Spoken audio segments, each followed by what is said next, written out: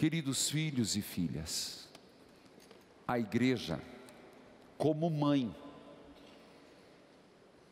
é extremamente sinal. Ela trabalha com os nossos sentidos, e de uma forma que, se você perceber, tenta nos alertar sobre certas coisas. A Eucaristia que estamos celebrando, nós saímos um pouco da esfera humana para entrarmos na esfera divina. Eu repito isso. Quando nós adentramos nesse espaço sagrado, é para que nos santifiquemos um pouco mais. Não que no mundo não possamos fazer, mas vamos ser sinceros, é mais difícil. E a gente entra numa igreja, por isso ela é decorada, por isso ela é perfumada, por isso ela nos remete às coisas divinas. Então nós estamos entrando no mundo do transcendente. Nós entramos um pouquinho e saímos do nosso cotidiano para entrar num pedacinho do céu. Por isso as igrejas, antigamente muito mais, eram feitas todas naquele barroco, carregado de ouro, que na verdade não é ouro, são folhas, mas se oferecia para que a pessoa tivesse esse impacto de realidade. Eu sei que talvez alguém está me ouvindo e fazendo, já começa muitas críticas, e eu assumo o que estou dizendo, e que estou dizendo tem um propósito. Por isso, quando você entra na igreja, pelo menos, não sei você, mas eu tenho uma sensação, eu estou entrando num lugar diferente, eu estou entrando numa esfera diferente, eu estou passando de um nível para outro, e que bom, que maravilha. Deus sabe como Ele nos fez, e Deus sabe da nossa natureza, e sentiu isso a partir que Maria deu início à humanidade de Deus, na encarnação. Deus sabe, e por isso Deus sabe que nós precisamos muito de sinais. Eu estou fazendo esse preâmbulo da homilia para exatamente entrar nos sinais da palavra de Deus na minha e na tua vida. Nós começamos a missa e tem uma dignidade. As vestes litúrgicas, as flores, tem uma dignidade, é uma esfera santificante. Não é a mesma coisa, não é uma reunião de amigos, não é uma assembleia de condomínio, não é um encontro qualquer. Nós estamos na casa de Deus. Por isso, logo depois das saudações iniciais, nós abrimos a primeira parte, a mesa da palavra. Mais do que ninguém vocês sabem o quanto eu tenho enaltecido e quero fazê-lo muito e muito mais, a mesa eucarística.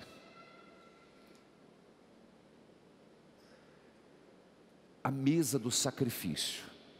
Mas neste mês de setembro, somos chamados a voltar o nosso olhar para a palavra de Deus. A ela, numa igreja, é dada toda a dignidade. Tanto que, se você observar, de uma hora de missa, eu não gosto desse princípio que tem que ser uma hora. Não, você já sabe que eu não sou desse princípio. Da televisão é diferente, porque é um momento estabelecido. Mas pelo amor de Deus, não faça isso com o teu pároco. Se passar de uma hora, desce a lenha. A missa tem que ter a sua dignidade, o seu ritmo, nem de mais nem de menos. Se você está incomodado, é problema seu. Se você vai com má vontade, é outra conversa. Começa-se com a proclamação, o Pai acolhe. Vem as leituras. A primeira leitura, que hoje vem de Jeremias, depois vem o Salmo muito bem executado, depois vem a segunda, o Evangelho. Você percebe que o Pai acolhe os filhos que estão sentados, e acolhendo os filhos, os admoesta, os ensina. O pai que tem uma conversa com os filhos. Esse é o sentido da mesa da palavra, onde nós vamos ser instruídos. A palavra de Deus vem para instruir, para formar, para santificar e nos fazer pessoas do bem. A palavra de Deus, escuta, nos vem para instruir. Repita: nos vem para instruir, vem para formar, vem para formar, vem para santificar, e para nos fazer pessoas do bem, para nos fazer pessoas do bem. Por isso, existe sim uma mística em relação à palavra. Eu peço a gentileza, coloquem incenso, trago incenso, está quente, deixa que eu faço. Vocês viram o padre usar incenso na entrada da Bíblia, e o incenso é para dar essa dimensão mística, pelo perfume que exala. Nós vamos perdendo esse sentido, para lembrar que nós por um momento saímos do pé no humano para entrar com o coração no divino. Isso é ruim? Não. E se o for, gente, alguma coisa está errada na tua vida. Nós precisamos sentir o gosto de estar com Deus. Segue a solenidade da palavra. Hoje, de modo particular, nós fizemos a entrada, a intronização. Por que não faz em toda missa? Nas missas solenes sim, dominicais, o evangeliário, porque muita gente não sabe, esse livro dourado com capa, que por favor não é ouro, é simplesmente dar dignidade ao evangeliário, para dizer que esse livro é o mais importante de nossa vida. Entra na frente, a igreja é muito sinal.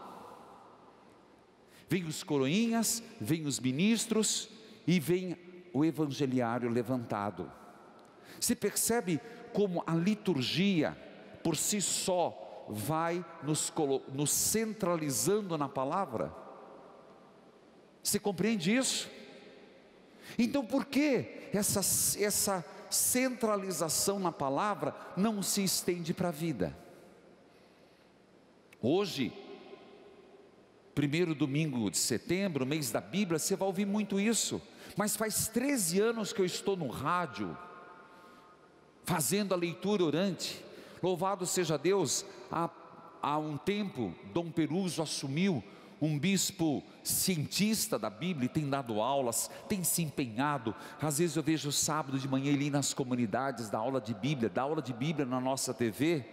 Mas já há tempo nós estamos com essa leitura orante, é ou não é? Por quê? A importância da palavra de Deus. Não é por acaso que num determinado momento eu parei e disse: proclamação, olha o gesto, vamos fazer juntos, proclamação do Evangelho, porque tem gente que faz assim, não gente, são 3 sinais da cruz, na testa, na boca e no peito. Que a palavra de Deus esteja na minha mente, que a palavra de Deus esteja nos meus lábios, que a palavra de Deus esteja no meu coração. Vamos repetir? Que a palavra de Deus esteja na minha mente, que a palavra de Deus esteja nos meus lábios, que a palavra de Deus esteja no meu coração. Eu sei que eu estou sendo muito catequético nessa homilia, mas abrindo o mês da Bíblia, é isso que eu preciso fazer. Então, proclamação do Evangelho. Não, tem gente que não está fazendo. Ai meu Jesus. Proclamação do Evangelho de Jesus Cristo segundo Mateus. Agora você já sabe. O padre solenemente proclama a palavra, e depois vi que não fizeram. Olha, a Eucaristia perdoa os pecados, sim ou não? Sim. A palavra de Deus perdoa os pecados, sim ou não? Sim. Por que nós deixamos passar batido isso? A Eucaristia perdoa, mas o rito da palavra também perdoa, porque terminado de proclamar o Evangelho, o padre diz: que a palavra de Deus perdoe os vossos pecados. Amém. Opa! E nessa hora você faz o sinal da cruz? Ninguém fez? Percebe como a liturgia católica, apostólica, romana tem um especial e importante espaço para a palavra de Deus? Por isso, é verdade que para nossa tradição, não é só a palavra. Aqui, para Lutero, há 500 anos atrás, ele vem dizer que só o que está na Bíblia vale. Eu tenho explicado que para nós católicos não. O que está na Bíblia vale, mas o que é fruto da celebração da vida da igreja também vale. Eu diria, isso é o que distingue. Isso não nos exclui. Só que nós católicos temos duas mesas, eles têm uma, a palavra. Um grande erro, alguém dizer que a Bíblia é mais importante que a Eucaristia. A Eucaristia abraça a Bíblia. É uma diferença muito grande. Gostaria de continuar. Você percebe esses sinais? Eu fiz questão de fazer a minha primeira homilia do mês de setembro, explicando esses sinais que se perdem na missa. Agora, vou para a leitura. O Evangelho, tal qual a primeira leitura, fala de resistência à palavra, e ao mesmo tempo, um abrir-se à graça de Deus. Vejamos, no Evangelho, eu proclamei que Jesus estava falando para os seus discípulos, e diante dos seus discípulos falando: eu vou morrer, sofrerei muito. E Pedro, movido por uma paixão interior, um modo de pensar humano, até de sobrevivência, olha o que ele diz: Deus o livre. A boca era de oração, mas o coração era muito humano. Às vezes as nossas preces são assim. Às vezes o nosso falar não condiz com uma oração verdadeira. Primeiro, isso eu observei: Deus o livre. E Jesus fala: mas você está falando do meu Pai. Pedro, você é uma pedra de tropeço, vai para longe, porque você não está pensando como Deus, está pensando como homem. Padre, mas como que eu vou saber o que é humano, o que é divino? Agora temos um ponto comum na palavra. A palavra, e por isso que no rádio, eu comecei agora Tito, e no mês de setembro estarei fazendo, como a igreja pede, a primeira carta de Tessalonicenses e a segunda carta aos Tessalonicenses, que esse ano é proposto. Por que a gente fica repetindo a palavra? Exatamente por isso, para que a palavra de Deus, ela vá nos preenchendo e mudando as nossas categorias humanas, mudando a nossa forma de pensar. Pedro precisou mudar a forma de pensar, só que Pedro, como eu, é durão, e nessa hora ele errou, na hora ele pegou a espada. Não veja um lado, eu não vejo esse lado ruim de Pedro. Pedro fez o que faria um bom amigo, mas logo depois negou Jesus. Você percebe que todos nós estamos sendo trabalhados. Primeira leitura, Jeremias, que logo no começo diz assim, do seu livro: eu digo a vocês,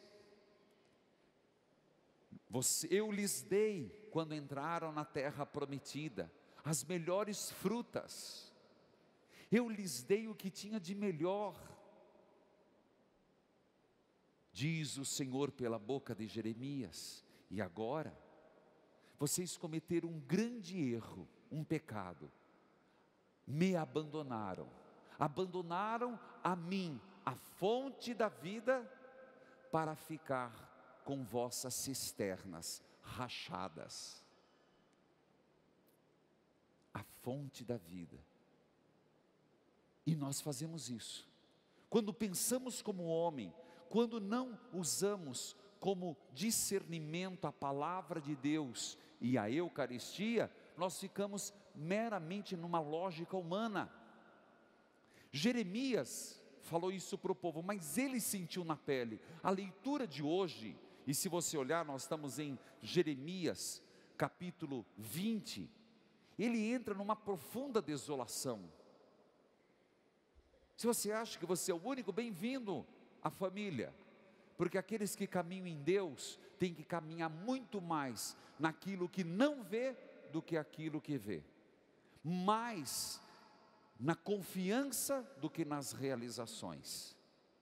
Jeremias entra no momento em que ele diz: eu proclamei tua palavra, Senhor, da minha boca só saiu tua palavra, e por eu ser fiel à tua palavra, me fizeram chacota, sou motivo de riso o dia inteiro, eu tenho vergonha. No fim ele vai dizer: eu não quero mais me lembrar de Deus. Naquele momento, diz Jeremias, eu senti dentro de mim um fogo ardente. Você escutou o que eu estou dizendo? É isso a palavra de Deus, e é isso que eu desejo, e por isso eu fiz toda essa homilia, para toda vez que você for à missa, você dê especial atenção aos sinais da palavra, e que o fruto deste mês de setembro seja sentir como Jeremias, esse fogo ardente, a penetrar no meu corpo. Eu desfaleci, não pude suportar. Que coisa linda, gente. De um lado Pedro, Jesus ensinando, pensa mais como Deus e menos como homem. E Jeremias, eu cheguei a tentar te esquecer, eu não conseguia mais pronunciar, eu tinha vergonha, mas naquele momento, eu senti um fogo interno abrasar-me, e tomou conta de mim, que eu não suportei, eu desfaleci. Que a palavra de Deus surta este efeito em nossa vida. Amém. Amém. Amém.